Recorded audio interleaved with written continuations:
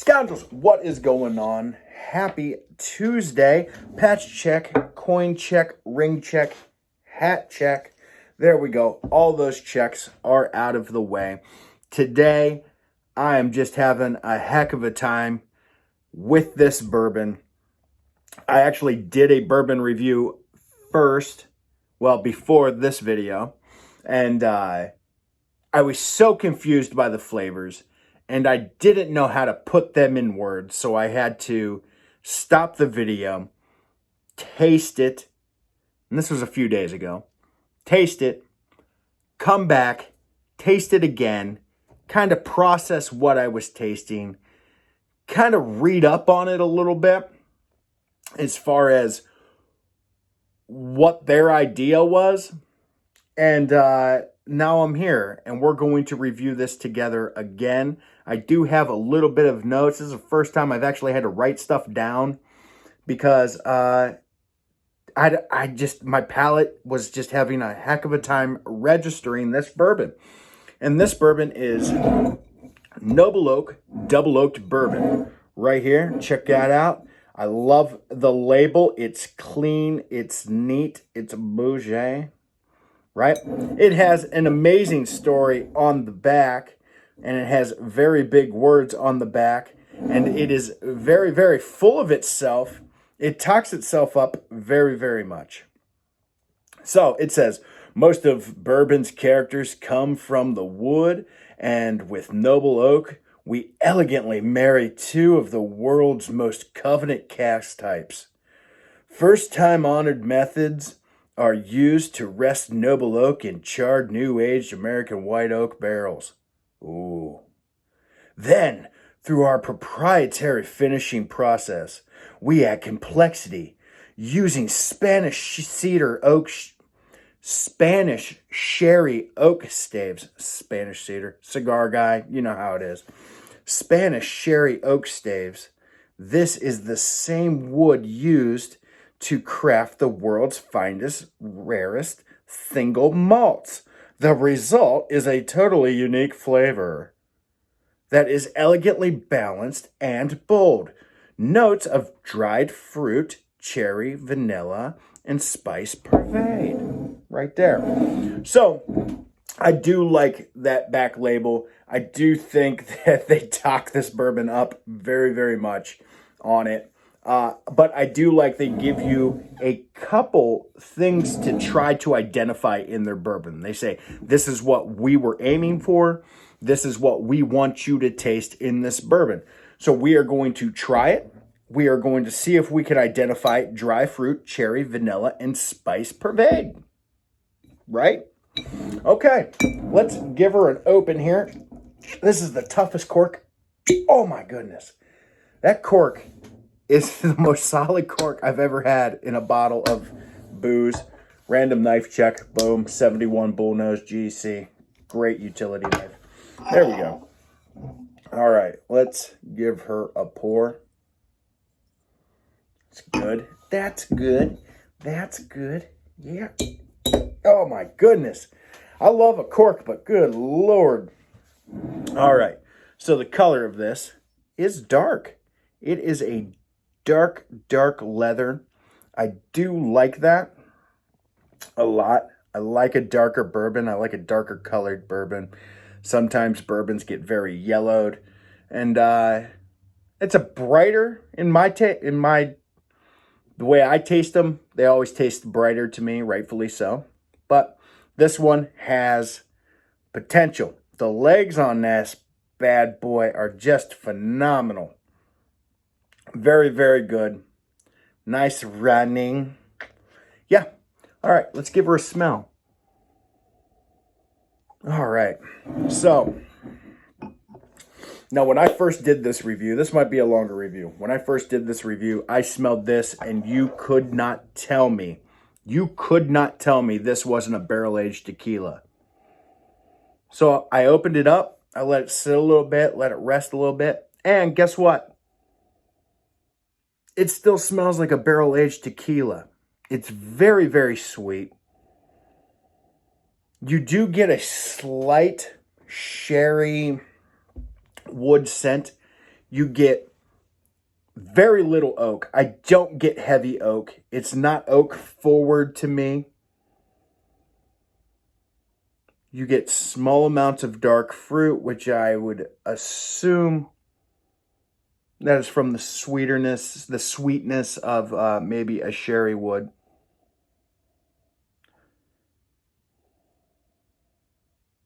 There is a tiny bit of dark fruit, so I will give them that. There is a dried fruit. Cherry could be a scent. What is predominant in this smell of bourbon in this bottle is what I get predominantly is barrel aged, okay? Woody, not identifiable wood, okay? It is a mixture between oak and a sherry, but it's not, I can't smell this and be like, oh man, that smells like oak, okay? Or I can't smell it and be like, oh, that's the sherry staves are just so predominant. This smells like Hornitos barrel aged. If you put these two together, they would smell very similar. There is a limey citrusiness to the smell of this bourbon that is very, very unique. Very unique. And I kind of enjoy that uniqueness. Let's give her a taste now that we've spent 6 minutes smelling it. Cheers, Tink.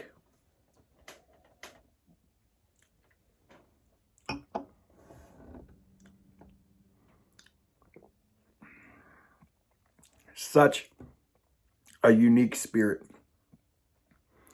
Really, really different. Once it sits, open it up, let it sit. First thing I get is peppery spice. I get a peppery spice, and then I get this wonderful citrus note. And it's very, very front of my tongue forward, okay? So I get hit with a ton of flavor right on the tip of my tongue.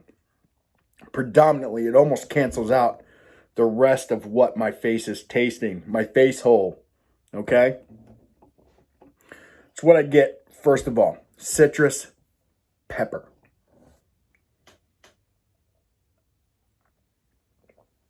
Now, the more you let it rest, after your second sip, that initial kind of goes away. You do get a lovely, lovely dark fruit and oak across the middle of your palate. Now, the oak is more predominant on the palate than it is in the smell, which I like that. It is, what are the words? It's a nice change from the nose. We'll just make it simple there. Also, if you let it sit on your palate a little long, not too long where the alcohol kind of takes over,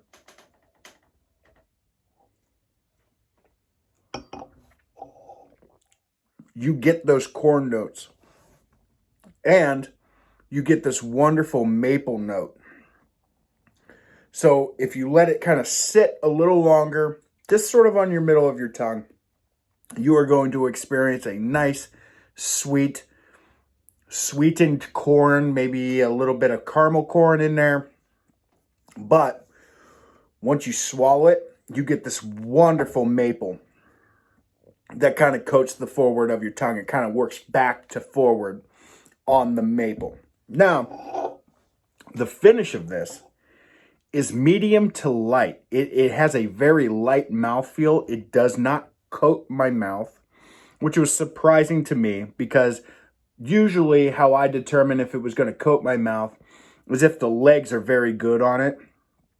I assume that it's going to coat my whole palate and it's going to feel amazing and it's going to linger. This one does not do that. It's a nice change. It was a very confusing bourbon for me to try. I figured I needed to give it a little more time to analyze it. I picked this up for $34, $30 to $35 range, $34. The more you let it sit, the more those maple notes come out. The finish is that light mouthfeel, but it's medium length. It kind of lingers there a little bit. It does finish with a nice dried fruit and oak, which is what it says on the back of the bottle. And that's very nice. It's stupid smooth. Stupid smooth. You can drink this all day long and just be happier than a clam in fresh water, right? Is that a saying? A clam in fresh water? So, if you're looking for a unique bourbon, and if you're looking to change things up, my preference would be this. If you're looking for somebody who is more of a barrel-aged tequila guy, an añejo tequila guy, maybe he's into Angel's Envy. This is a great, great budget option to Angel's Envy. Angel's Envy is $100 all day long. This, $34. And it's respectable. You can tell that the bourbon's a little young, but if they put a 10-year-old bourbon in with sherry oak and it's double oaked and they put it with sherry staves, you're probably looking at a $100 bottle of bourbon. For $34, 30 to $35 range, I think this is a bargain. Give it time. Let it analyze. Give this bourbon the respect it deserves. I will say it's a younger bourbon, but the complexity is there. Enjoy it. Pick up a bottle, and you're planting a tree for every bottle you buy. So, that's also a bonus. Right? Right. I figured I would come on here and give you guys my thoughts. I'm not an expert. I'm just an enthusiast. And that is it. So, pick yourself up some Nobel Oak, double oaked bourbon the next time you see it. Let me know what you guys think in the comments. Be respectful. I know the internet's a crazy thing, but let me know what you guys think. And don't forget to drink something great. Cheers. Take care.